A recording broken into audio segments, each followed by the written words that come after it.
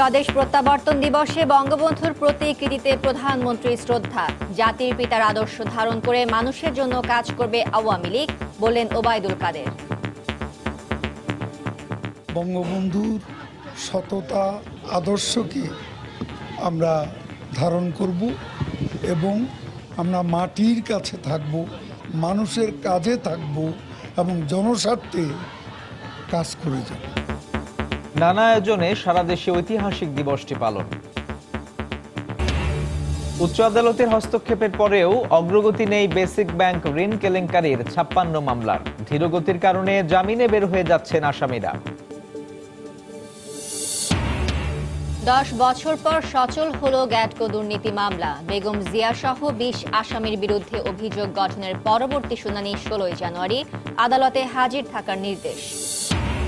শ্রমিক বিক্ষোভের কারণে ঢাকা ও আশপাশের পোশাক কারখানায় ২ দিনের ছুটি। পরিস্থিতি নিয়ন্ত্রণে তৎপর আইন শৃঙ্খলা রক্ষা বাহিনী। বন্দর নগরী হলেও চট্টগ্রামে আছে মাত্র একটি বাস টার্মিনাল। বিভিন্ন পয়েন্টে অসহনীয় যানজট, গড়িমসি আর সমন্বয়হীনতায় নির্মাণ হচ্ছে না নতুন টার্মিনাল। এবং ভারতে বিতর্কিত নাগরিকত্ব বিল পাশের প্রতিবাদে আজও ব্যাপক বিক্ষোভ। পুলিশের সঙ্গে সংঘর্ষ। বিল পাশের পর পশ্চিমবঙ্গে উদ্বাস্তুদের সমর্থন আদায়ে মরিয়া রাজনৈতিক দলগুলো।